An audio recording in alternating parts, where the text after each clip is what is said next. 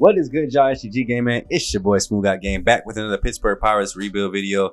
And today we're going to get a little bit deeper into the season. I know I say that every single time, but today is more so going to be focused on the scouting and off the field stuff than on the field. We will still have a little bit of gameplay for you guys, but we got to set up because the draft is in 41 days. So we're going to try to get right there up into the last week, so the last scouting session possible, and then go ahead and start the draft next episode. So of course, at 28 and 30, 10.5 games back of the Reds, we want to make a couple roster moves here that I think could make the team stronger, ultimately allowing us to have a little bit better of a bullpen here, as Colin Holderman just has not been working out here. He's got beat potential and 29 years old, so not too much time to realize it, but he's just not been playing good this season. ERA up by 8, giving up basically an earned run for every inning he's pitched so far this season, 18 hits, and it hasn't been coming from home runs. He only has given up one of those.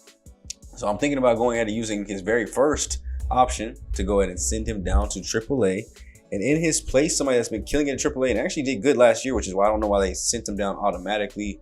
I just wanted to see if it would work, and I guess obviously it didn't.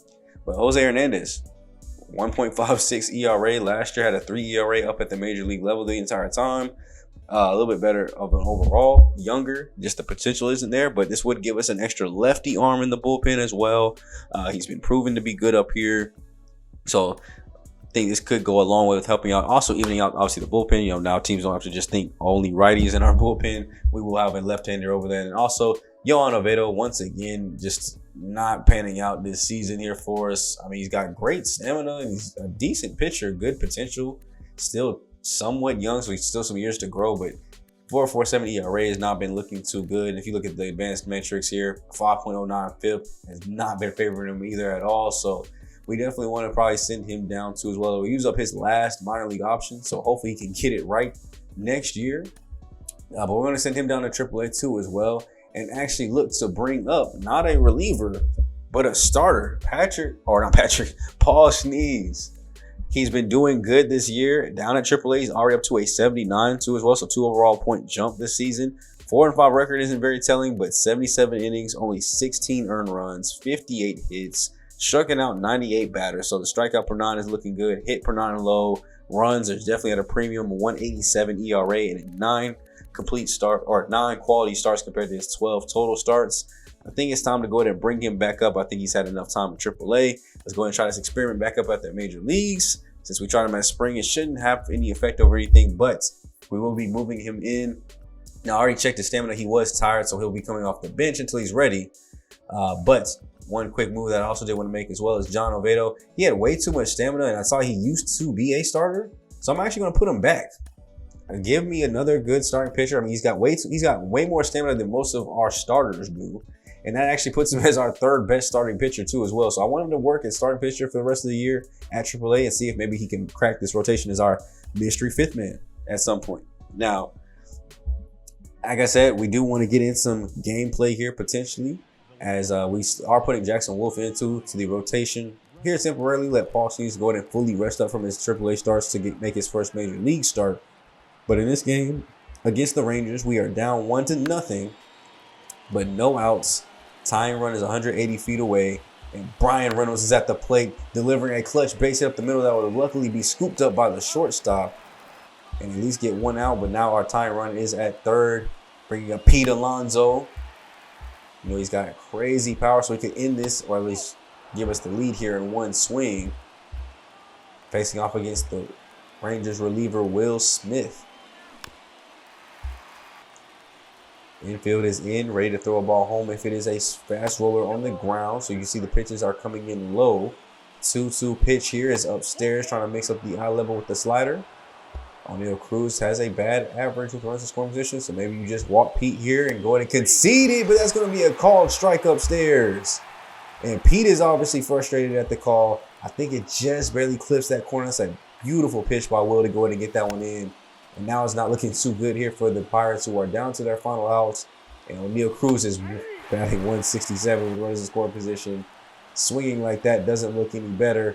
0-2, almost got caught on that slider. Looking again.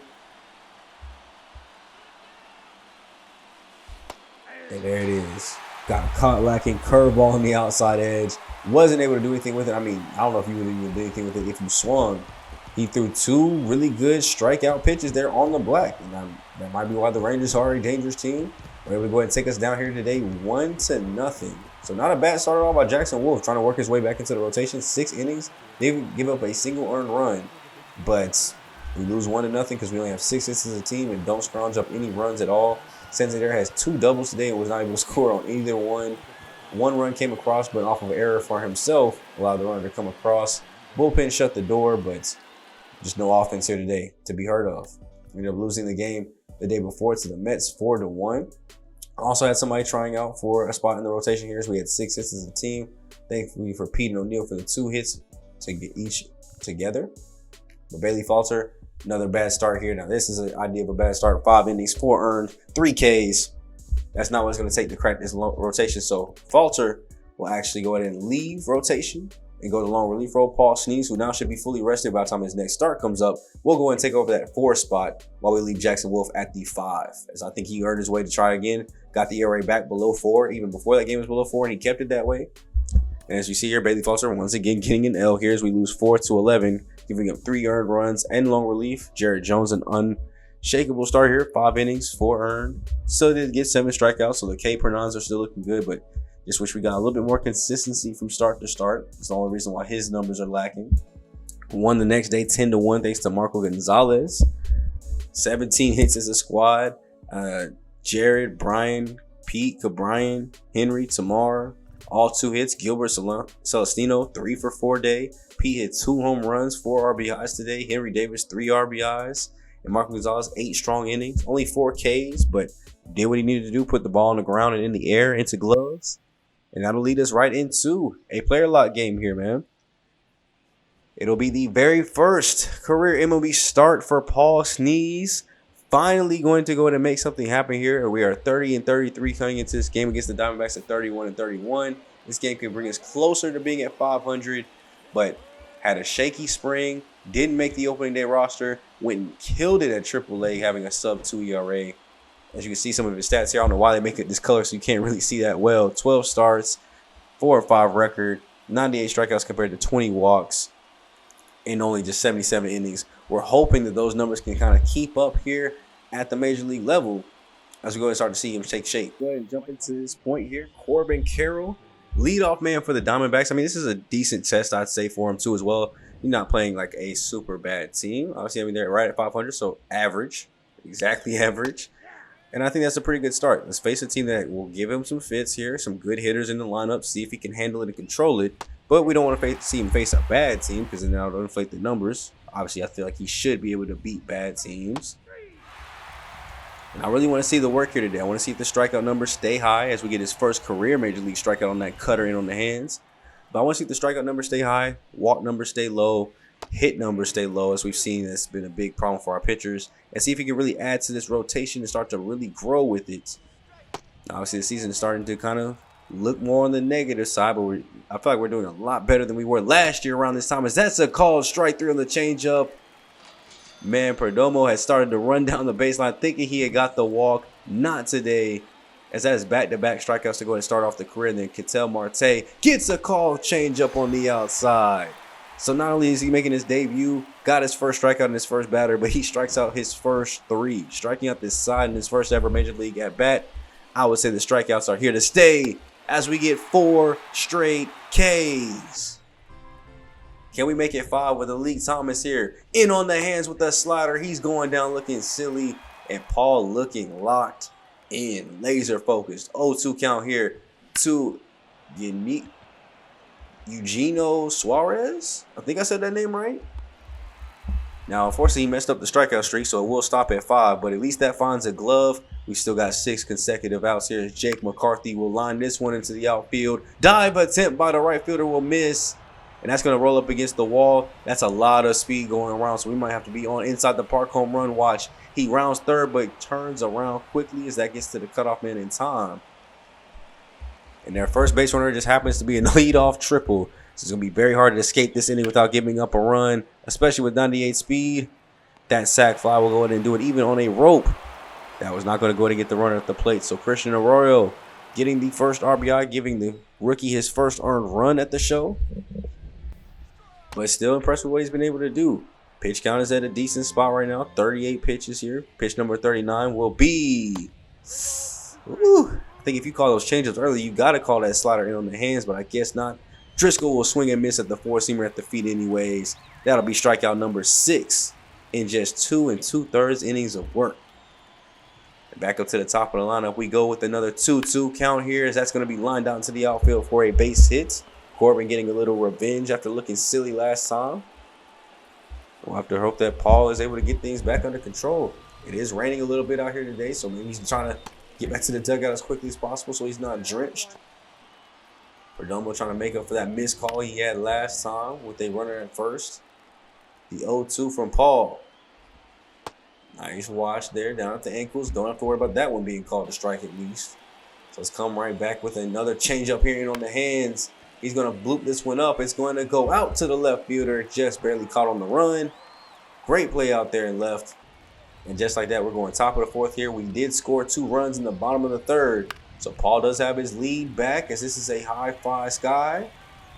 O'Neal making the call there, going in and rattling that in for us.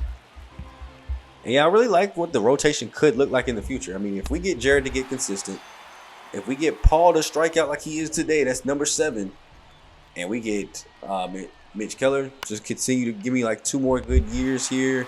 Or even if I have to go sign another young ace to take over that role, we will spend that money if I need to. If neither Paul or Jared shines out like an ace, that would be great. So all we need is just somebody to be an ace, those 2 to play up to their potential, be good starters. If we get more seasons like this, that's another strikeout. 9 strikeouts here through 4 2/3. Hold on, can we get a 10th one right here before we get to the end of 5? It's a swing and a miss in the dirt. He's going to have to make the throw down, but it will still count as strikeout number 10. Double digits through 5 innings of work. Paul is looking crazy right now. It's the stash. It got to be. But those guys playing phenomenally. Marco Gonzalez, if he keeps playing like he is right now, he give me another couple seasons of surprises. And we find that 5th starter to come in and just be average. Whether that's Jackson Wolf, whether that's Johan Oviedo, whether that's Quinn Priester, and I can't remember the other one's name off the top of my head, but the other beat prospect that we had down in the minors. One of them. We have so many guys that have good potentials and could be solid starters for us, at least a solid 5th starter. That's beautiful. And when I'm looking at a 5th starter, it's okay if they have a 4 ERA. I just can't have you having a 5. I can't have you having anything above a 4.5. If it's like a 4.3, 4.2, okay, not everybody in the rotation is going to be, sub 3, sub 2 ERAs. So I can handle that. But right now we got way too many guys over 4 in this rotation. And I would love to get those numbers down as these guys look to develop. And it's great that we have a lot of young pitchers here to not only grow together as we get another check swing here in the dirt, but also grow as a team, grow together, and give us time to get other players in process. There is, come on, Brian. I hope I'm really saying his name right and I'm not putting too much emphasis on that space. But Hayes, man, he's got 2 back-to-back gloves, and he lets that one bloop over his head into the outfield to keep the inning going. And Paul is already nearing 91 pitches. That's the only problem with getting a lot of strikeouts. He has faced a lot of long at-bats to get these strikeouts. They've been fouling off a lot of pitches here. And as you can see, maybe the tiredness is starting to get to him as he goes to a quick 3-0 count here to LGJ. As that's going to be a high fly ball. The center fielder won't even turn around as Pete knows what's going on. Paul is frustrated. 3-run home run out to dead center field. And if you ask me personally, I feel like none of those 3 should be earned. The inning should have ended with that ground ball to third base. But they actually let him go and see if he can finish it out. Alec Thomas is up next here. Can he shake off the home run and at least get us through 6 innings here when he's close to 100 pitches? The cutters look good all day. The sliders had great break. 4-seamers look straight. Change up. Obviously a really, really good strikeout pitch apparently here hitting these corners. But here it's starting to all come unraveled here in the 6th innings. We get a double down the line yet again for Paul.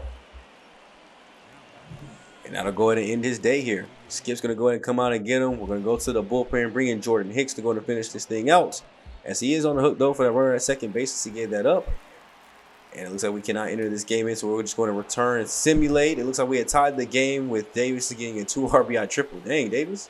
I didn't know Henry had speed like that. Now, the Diamondbacks do still come and get the win, but that at least keeps Paul away from getting the L here today.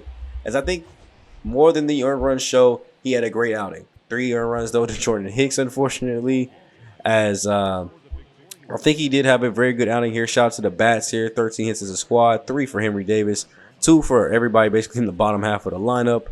No home runs here today, but Paul 5 2/3, 6 hits, 5 earned runs, unfortunately 10 Ks. I think his numbers are better than that. I'm not worried about that 7.94 ERA. I think if we get that last out, he probably only goes 6 because of the pitch count. Maybe he goes 7, but he's a little bit more refreshing, not having to be frustrated off of an error. It could have ended up differently there. Now, this is what we're really going to get into here in the video, is the scouting aspect of everything. Alex Grady here at first base, moving down to 116 on the board. Great fielder, good bat, not good vision, and the potential looks like it could be somewhere around the B to C range there for us. So we'll have to see if we want to continue his profile at second base. I'm really proud here of Sean Gorsekowski. That looks like an A potential prospect here at 14 on the board. Solid hitter all around, even down to vision and discipline. Solid defender. Only thing you have to worry about is accuracy, but at second base, that doesn't matter as much. You're closer to the first base bag. There's Patrick Robert, 77 and 85. He could end up being a good prospect there at second base. There's also Johnny, Irvin, Brian. I mean, we've got a lot of mixture here throughout the middle parts of the class, which is where I would probably look to get some of these guys maybe around that 3rd round, 4th round pick, possibly after we get some of our top options here. Or if our top options get took, at least we'll be able to draft, best player available. If some of those guys are still there, and of course, we're still looking at third base here too as well.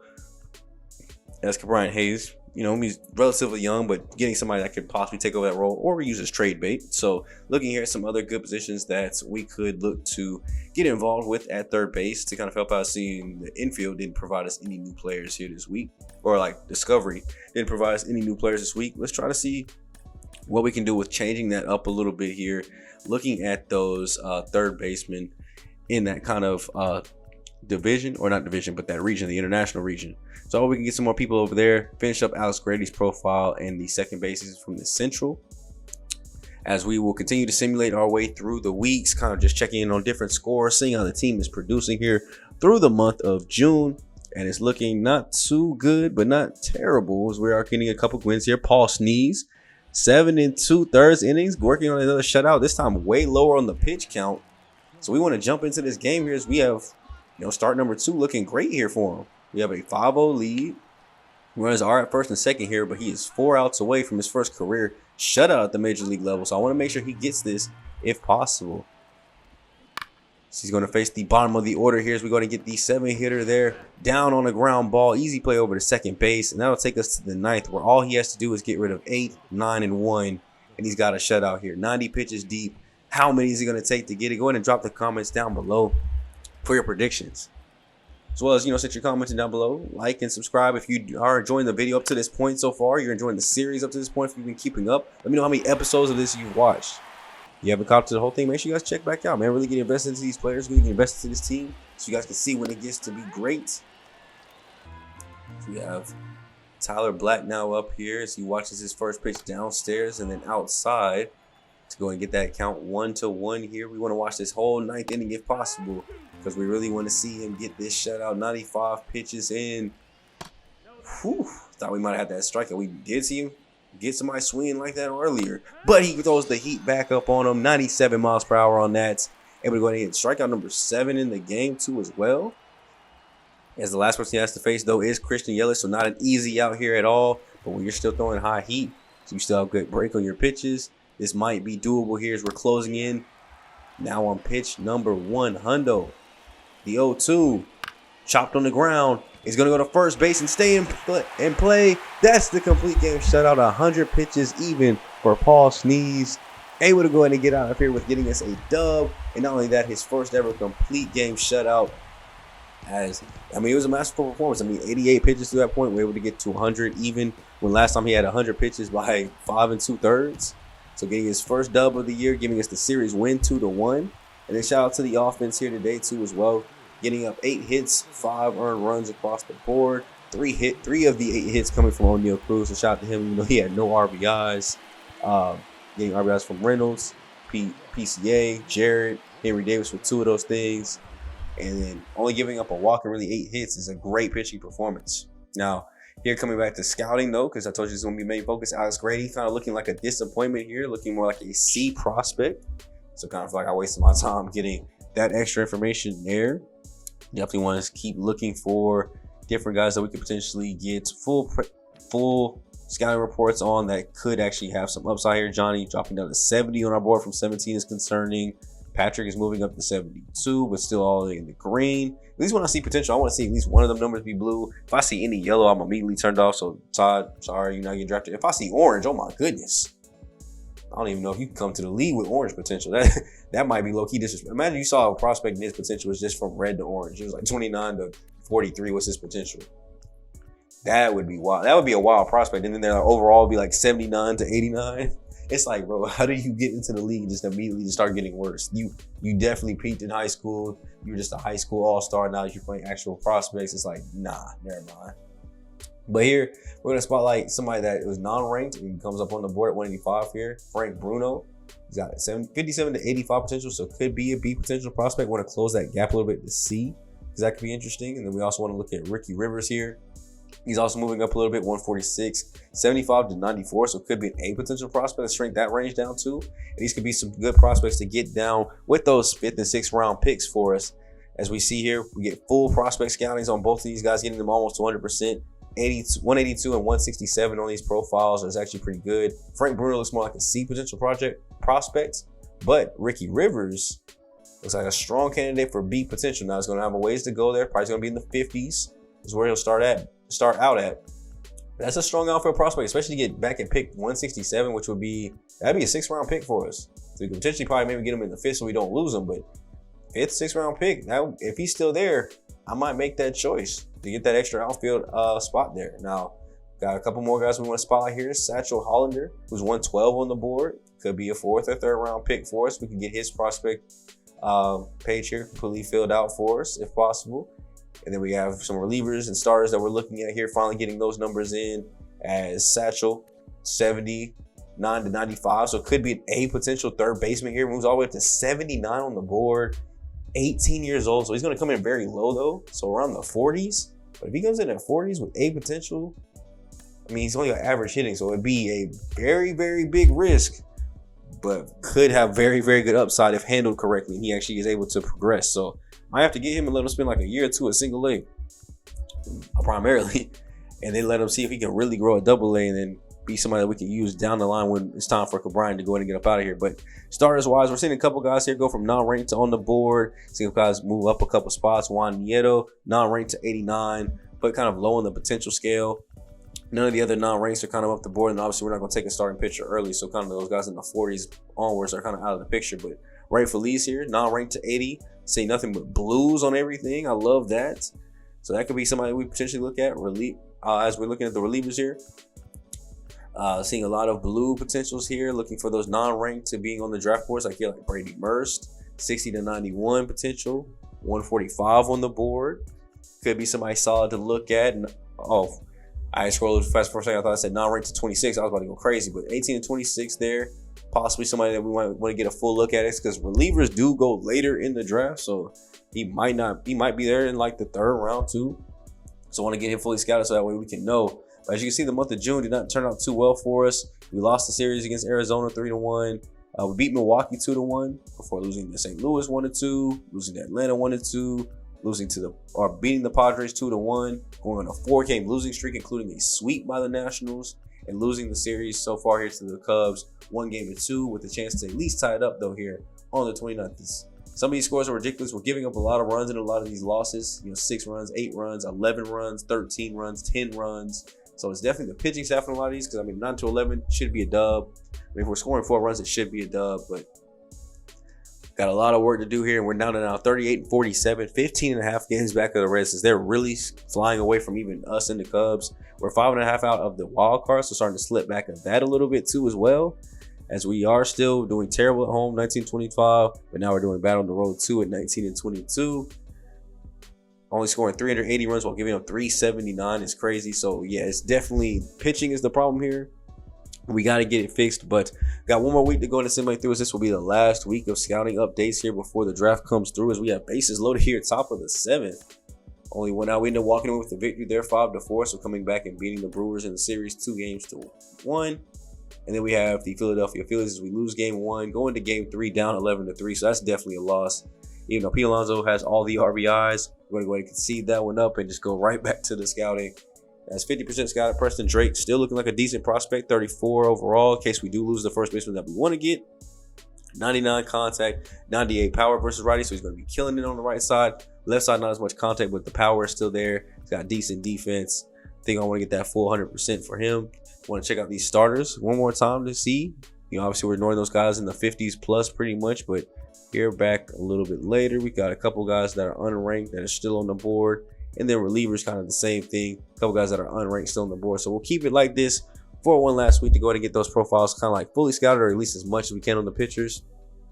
We'll do a quick little stat update here, of course, too, before we go to get into the draft. Midway through the season, basically, as All-Star Weekend is coming up. Pete Alonso leads us in runs with 49. Henry Davis leading us in hits with 90, coming close to 100. We got 6 total guys at 80 plus, which is great. Adding another 2 guys above the 75 plus mark, including rookie Tamar Johnson. 2 guys already in the 20s in home runs. Pete Alonso at 25, Anthony Santander at 21. Have to see where they are in terms of possibly home run derby players this year. So we have 5 guys in total with double digits. Henry Davis sitting over 300 is the only guy doing that, but Tamar Johnson 280 with a 342 on base, 444 slugging is pretty solid numbers for a rookie to come in here with. Brian Reynolds has over 350 on base, batting 271. Jared Trulio 339 on his on base isn't looking too bad. As we have some pretty solid guys here up at the top with good on base percentage, and a lot of these guys maybe could make a case for our 1, 2, and 3. It just sucks that none of them really have speed to be our number 1 guy, because you see Pete Armstrong is a little bit ways down. He's one of our fastest players, so I wish he would go up in that aspect. Pete Alonso leading us in errors this year with 11 over at first base. O'Neill getting better at his defense, though, down to only 7. The WAR numbers here, 3.3 by Davis. Pete Crow, although struggling with the 268, is at 2.4. The rookie, Tamar Johnson, has a 2.3 WAR. And then we go to our pitchers. Marco Gonzalez, I told you he's low-key killing it. 10-5 record, 3.27 ERA, 1.26 WHIP. 121 innings has to be the most among our starters right now, while only giving up 75 strikeouts, so the K per 9 is kind of low. 34 walks, though, is great. All of our starters pretty much over 100 in that aspect, and only 2 pitchers over 100 Ks right now, Mitch and Jarrett. ERAs are looking pretty good. Hobie Miller just making that trade for him. 2.14 ERA, 104 WHIP, looking good in our bullpen. Jonathan Loaiza, Jose Leclerc with 19 saves. How many blown? Where are the blown saves listed at here? 3 ERA. Marco Gonzalez, Mitch Keller, Jose Hernandez, another member of the bullpen, shining. Then, of course, we got our 4 ERAs here. Sneeze, 4.93, 1.53 since he's been up here. So, I mean, ERA is looking kind of disturbing.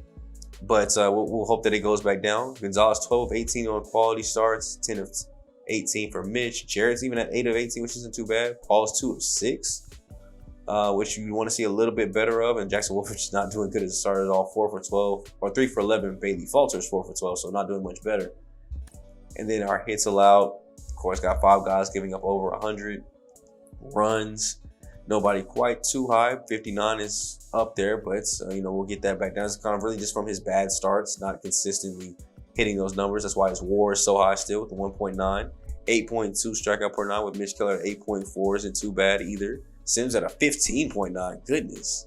And then Jordan Hicks still at a 9 despite struggling a little bit. FIP numbers. So we can look at these advanced. We got 5 guys under 4 ERA.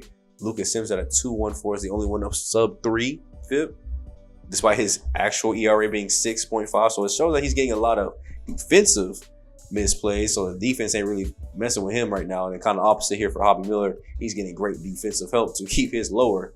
And then you got Paul Sneeze here with a 4.3. So right around where his ERA is. So I'm really liking what's going on with that. Johan Oviedo, since I figured we give a quick update, is actually 5-1 with a 0.58 ERA since moving him to the starting pitcher role at AAA. He's seeing great boost in his actual attributes. He's up to an 80 overall right now, actually. So is Paul. So that move to starting pitcher might have actually been the move. Now, of course, we're going to check on our minor leaguers too as well. We're seeing a boost here for Anthony going up to a 58 overall, playing pretty good. Alexis Santos is up to a 73 now, +4 on his hit per 9 is nice. 21 saves and 23 opportunities, a 1.2 ERA. Could be looking at that AAA call-up soon. Jeffrey Curson, since we brought him up from single A to let him get some at-bats, is now batting 293, up to a 55 overall. Edgar Colorado is still at single A, only at a 62. Herbert Bills up to a 69 overall, seeing great development, as it might be probably spend the whole year at AA, and we'll have to see make them move up to AAA anytime soon. Drew Jones, up to a 71 overall. Average numbers, they're not too happy with him. Juan Soto's up to a 44 now. And then last but not least, we have Josh Worth, who is up to a 59 overall now at AA, batting 248. So not doing, amazing down there. 5 home runs, though, is pretty good. 22 RBIs. So I'm seeing power boost for him, too, as well. Defensive boost, which is good because I need that defense to get up a little bit better if he's going to play in that right field spot. But next time we come out, man, we got the All-Star game ready to go. So we will go through the draft, of course, look at the All-Star festivities, get our way through July so we can see what the overalls are going to be, and basically kind of where the team is sitting at. Depends on how far through August we will go. We'll be going through a little bit of August, but we might start mid-month. We'll just kind of have to see. So I hope you guys are enjoying the series, man. Leave a like, comment, and subscribe on your way out. See you guys at that draft next time. It's me, your boy SGG, aka the King of Games, aka SmooveGotGame. And I'll catch you guys in the next video.